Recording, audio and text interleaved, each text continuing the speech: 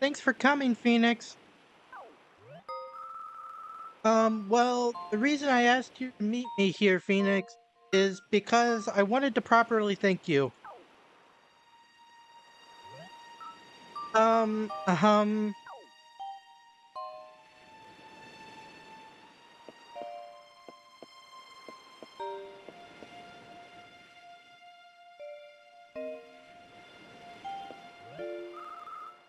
Thank you for coming to save me from the BB bandits today. I was trying to sound tough, like I wasn't scared, but I was. I was more scared than I have ever been. When you showed up, I was so relieved to see you, Phoenix. I just can't even say. But really, thank you. Thank you so much.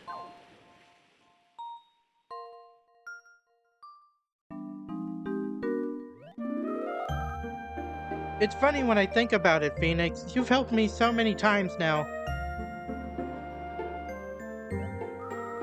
You helped me get my dino medals back when they were taken. You worked hard to help me when I had that annoying spell cast on me. And just when I thought I was going to be eaten by those denture sharks, you saved me, Phoenix.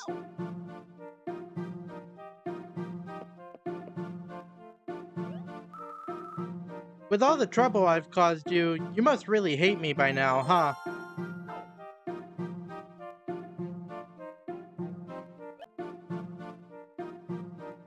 What's up, adventurers? My name is Platinum Phoenix, and this is part 18 of our Fossil Fighter playthrough. Last time, we did our level up battle and became a rank 6 fighter, and this time, we've been presented with a choice. Do we hate Rosie? So, this choice, to my knowledge, doesn't actually change that much. The only real thing that I know about that it changes is that Rosie will respond differently if you say you hate her versus if you say you don't hate her. Which, you know, it's probably fair. um, but I'm probably just going to say, no, I don't hate her. But also, since her replies are different, this is the type of game that if you say, yes, I do hate Rosie, you mean, yes, I do hate Rosie.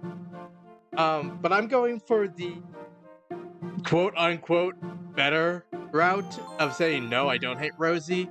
But I will be showing what happens if you say, yes, I hate Rosie, just so I'm showing as much as possible at the end of this video. But with that being said, no, Rosie, I don't hate you. Really? Honestly, you don't hate me? I'm so relieved. I was sure that you hated my guts. I don't know what I would have done if you hated me, Phoenix. But wait, if you don't hate me after all I've put you through...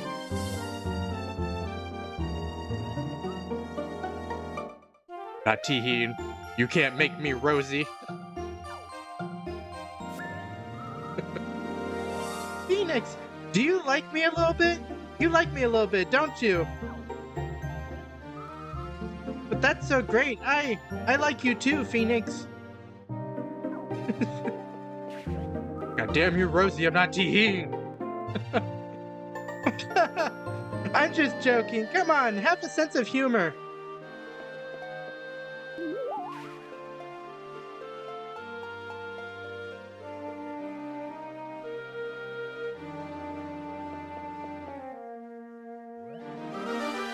One thing's for sure, Phoenix. Life is never dull with you. Well, I better get going now. Grandpa will yell at me if I'm out too late. See you tomorrow. Bye-bye. I mean, of course your grandpa would yell at you for being out. You were literally just saved from being kidnapped. Oh, one more thing.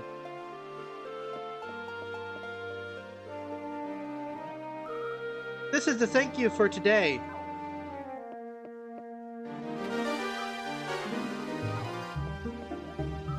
Good night, Phoenix. Alright, we are a level 6 fighter, and we now have access to the BB-based dig site. We are just going to head out of the hotel and see what happens because we've been given no instruction.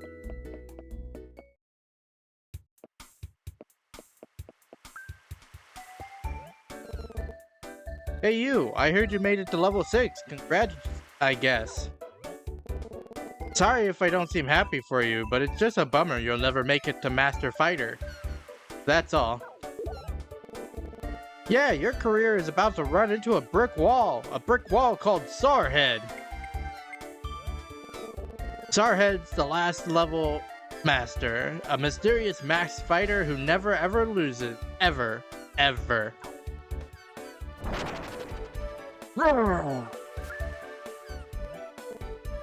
That voice!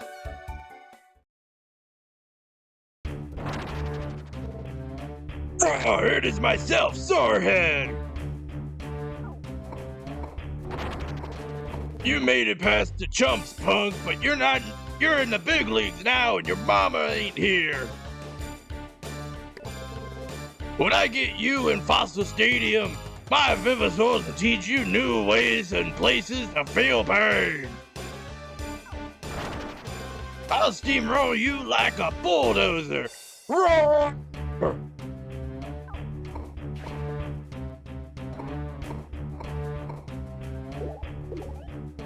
Whoa, he's totally gonna steamroll you. Sorehead is so awesome. You should just retire now. We wouldn't think any less of you. And you get to keep your bones. Why am I losing my bones? Why would I... How would him beating me in a fossil battle make me lose my bones? I'm so confused. Phoenix!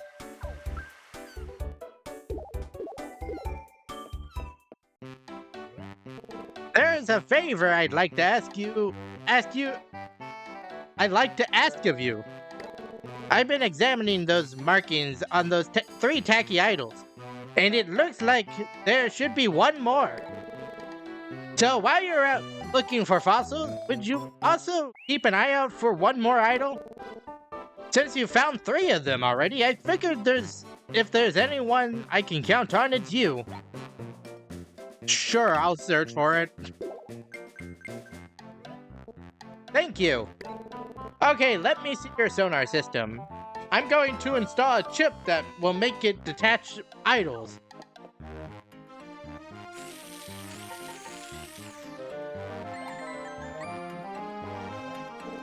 There you go. Now your sonar will detect idols too. Of course, it'll still detect fossils as always. Now that you're at level 6, you should be digging out at Mount Lava Flow. There are some good fossils out there, and with your last level up battle coming up, you'll need them. You can do it! You can make Master Fighter, and you can also find the remaining idol. Alright, we are out Mount Lava Flow, and I have a bit of a story because of this giant rock. So, this game came out in 2008, I believe. So, the first time I played this game, I was like 8 or 9, somewhere in there. I'm just gonna give this guy the fossil rock. I was like 8 or 9, and this place opens in chapter 5, when you have to go to the BB base and everything. But I'm not great at the whole reading thing. So I'm like, oh, a new dig site opened up. Let me go see what's there before I go deal with the whole Rosie thing. So I came to Mount Lava Flow. I noticed the rock was here, but I was able to find fossil rocks around here. So I'm like, oh, it must be open to us. They told us we were able to go here. So I spent 3 days just running around here, trying to figure out how to get past this rock. Because, like I said, they're like, oh yeah, Mount Lava Flow is open. Go to Mount Lava Flow. There are new Vivasaurs there. So I spent 3 days. I tried to figure out how to go through the lava. I tried to mine the rock. Nothing was working. all of that to say that it's literally impossible to get past this rock in the previous chapter, and we have to come here this chapter because when we talk to the rock, it's a large boulder blocking your path.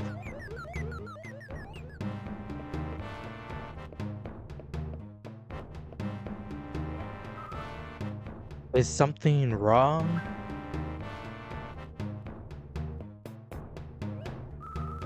Goodness, that's a very large boulder, and it's blocking your way, I see. I can help with that. Stand back.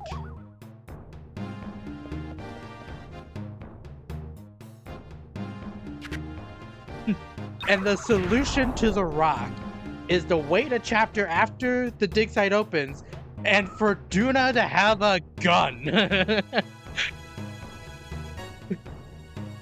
That's the logic of this game. It's like, alright, here's this dig site you can go to, but you can't progress for another chapter, and also this big rock you can't get by with your mining tools. We're gonna give this random girl that you talked to like 4 times a gun. That's how we're gonna get past it. But anyway, okay, you may now proceed. Goodbye. Well, anyway, now that we're past the rock, we are actually able to go through Mount Lava Flow, which means it's time to go through some bios. So let's go going over all of the new Vivosaurs that we can find here. The first Vivosaur found in Mount Lava Flow is Jara. Looking only at its stats makes it look very weak, having less than 50 points in any of its stats, which would make you think it's pretty useless in a fight, but it actually has several skills that help make your other Vivosaurs more effective to make up for the stats. The first of these skills is the ability to inflict a golden sleep status, which allows your other Vivosaurs to attack that Vivosaur twice before it's able to do anything in response. The second skill allows it to steal up to 120 FP from your opponent, which allows you to use more skills per turn and also causes your opponent to have less options per turn. The last skill that Jara gets is basically a latch ditch effort move. It causes Jara to go down to 1 life point in exchange to doing 180 damage to the targeted Vivosaur. Due to Jara's stats, it's likely that this is the only way Jara will do a lot of damage to a Vivosaur at all, and it's a good thing to know that no matter how much life that Jara sacrifices, it will always do 180 damage. This all makes Jara a really good Vivosaur for promoting the strengths of your other Vivosaurs, while also making come from behind victories more likely to happen. Next up is Guan. Guan is our first example of a Transformation class Vivosaur. Transformation class Vivosaurs are classified as relatively weak Vivosaurs that have skills that allow them to become stronger Vivosaurs. In these transformations, the Vivosaurs take on everything that makes the Vivosaurs that they are transforming into. This includes everything from support effects, skills, stats, typings, and even their class. In the case of Guan, its fourth ability is called Great Unmasking, and allows it to transform into the powerful T-Rex. This does several things for Guan. It becomes an attack class with detrimental support effects for your attack zone. It also gets an attack stat that is the max that is possible within the game at 99 points. It is important for me to mention that the actual T-Rex is not possible to get during the main story, so if you wanted to use the T-Rex, then this is the only real way to do it during the main story of the game. But even without the transformation skill, Guan can be a really powerful ally on its own. More specifically because of its support effects. It boosts your attack zone Vivosaur's attack by 90%, which is one of the highest increases from a support effect in the game.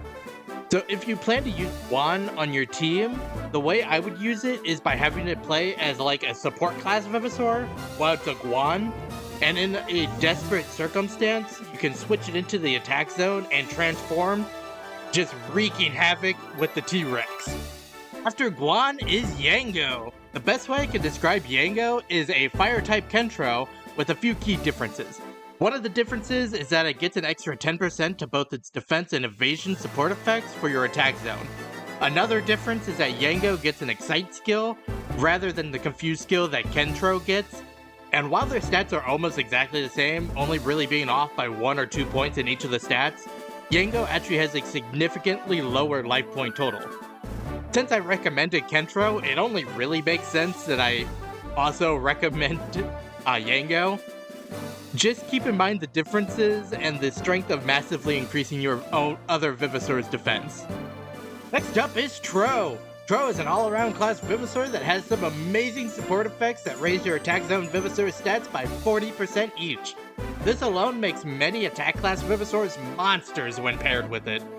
Other than the support effects, Tro also gets the ability to inflict poison on the enemy, as well as inflame on your own Venusaur. This, along with the heightened chance to land critical hits, helps to strengthen Tro's own middling attack stat if it needs to do some damage during battle. But other than that, just let Tro be a support Venusaur that it has always wanted to be. After Tro is Sai-chan. Sai-chan can technically be found previous in the BB base on the 5th floor, but it's so rare to find there that I decided to wait to talk about it until now. Sai-chan is a defensive class that excels in spreading around status effects to both your opponents as well as your own Venusaur. It gains access to a Confuse, an Excite, and a Harden skill. Basically, Sai-chan is really good at making it difficult for your opponents to hit you, while also making your Venusaurs more defensive to take the attacks whenever they are able to land any. Juno! A long-range class Venusaur that has the ability to inflict scare on your opponents. Its scare skill costs 140 FP, which means that at this point in the game, you can fire it off every single turn if you wanted to. This is good to help spread around scare to try to limit what skills your opponents have access to. The biggest downside to Shootout is it has negative support effects for your own attack zone, so just keep that in mind if you plan to use it. Next up is Penta. Penta is another user of the Parting Blow passive ability, raising its attack and accuracy by 300% and its other stats by 150 when its life points fall below 10%.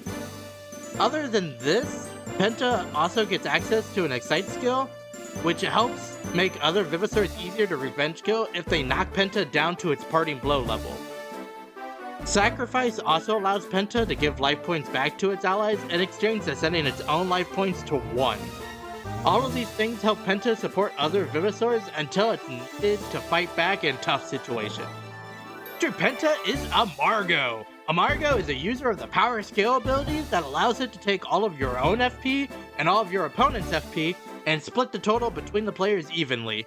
This means that if you use it when you have next to no FP, it can actually cause you to gain FP to use more skills while simultaneously taking FP away from your opponent.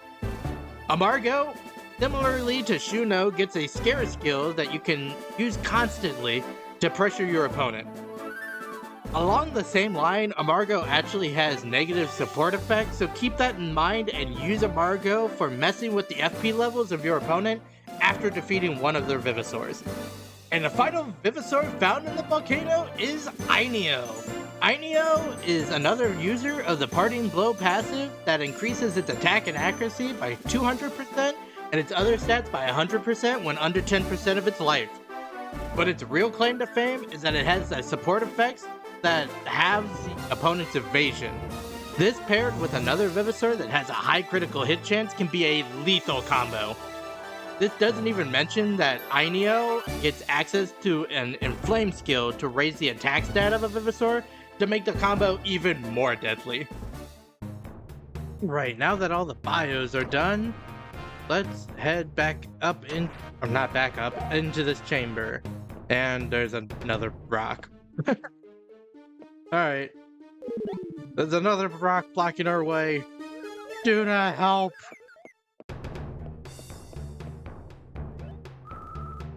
Is there a problem? You are troubled by a large rock again?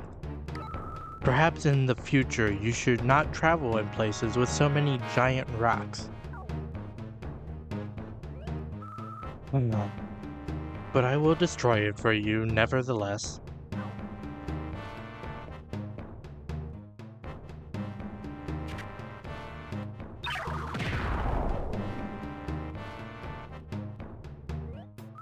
Now you may pass. Alright, and we are able to go up into the circle. I'll be honest, it's been a minute. I forgot this room was just a circle. But we can see that there is a little red pip on our sonar. That's what it's called. I just stopped and I'm like, I don't know what the word is.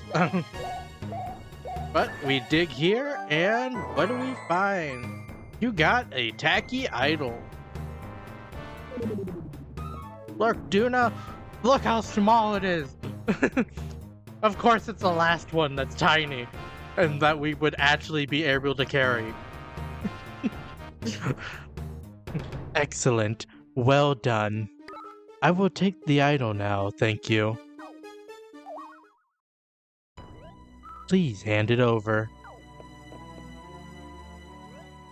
Hand it over now.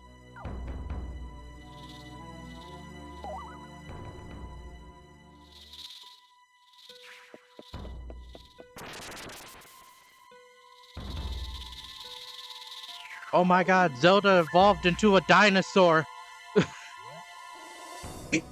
This is not good. The heat from the lava has disrupted the holographic transformation technology. Regrettably, I cannot allow humans that have seen my true form to escape.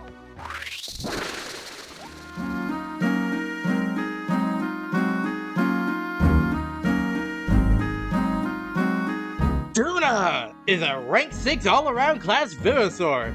She has several confused skills that makes her really irritating to fight in a prolonged battle. On top of that, she has some of the best support effects we've seen on a Venusaur. The lucky thing is, she starts in the attack zone, though she is not taking advantage of those support effects at the start of this battle. Although she is very likely to switch positions very quickly, as you can see from my battle. There are a couple of things to keep in mind in this battle in particular. The first is that Duna is very threatening in her own right. Along with her confused skill, she also gets a skill called Enchanting Aura, which allows her to place the counter status on herself. This causes her to take less damage from the next hit she takes, as well as inflicting a portion of that damage back on the attacking Venusaur. All of this is to say to just focus on defeating her and worry about the other two after. The second thing to keep in mind is her support effects. Like I said, they are very good, so if she switches into the escape zone for any reason, focus on trying to take out the two Dino Matins before she returns to the battle. If you are unable to, it makes the battle much more difficult because he's just buffing them to Kingdom Come. Just remember, Duna is a very dangerous Venusaur, so force her into the escape zone, status her, or focus on damage, but don't allow her to control your Venusaurs like she wants to. This is unacceptable.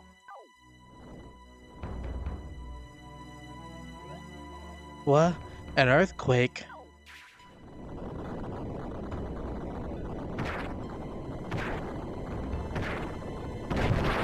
So much shaking. You know what, Duna? Maybe you should avoid places that have large rocks. You ever think of that? Well, now we're trapped. Well, I guess we die here. This is where this is where we die in the volcano. See if we can. Duna is trapped. Help her. Sure. Destroy the rock within the time limit. Is this literally just a rock? I'm gonna hit it with my hammer. Break it! Break the rock! This is cathartic. Just being able to smash the screen. Break it! Break the entire rock with the hammer. It's such a pointless minigame because it's almost impossible to fail. And also, why didn't we do that before? I've had this hammer the whole time. I could have been breaking the rocks myself. But no, we had to wait for Duna and her gun. Why would you... After I tried to take the idol from you by force. You are so confusing. I do not understand mammals at all.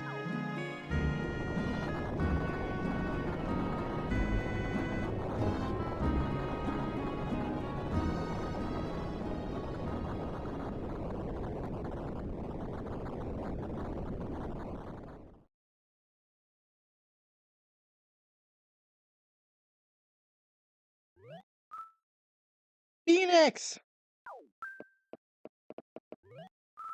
I'm so glad you're safe. That was quite the earthquake. Hey, that's a tacky idol. You found it. Phoenix, we should get that idol back to Grandpa as soon as possible. All right, Rosie. But I think this is a good stopping point. We have been given a quest to take the idols to Mr. Richmond, but I think we'll be doing that next time. I hope everyone enjoyed this episode. If you did, make sure to like, comment, and subscribe to the channel. Next time, like I said, we'll be taking the idols to Mr. Richmond. But until then, happy adventuring.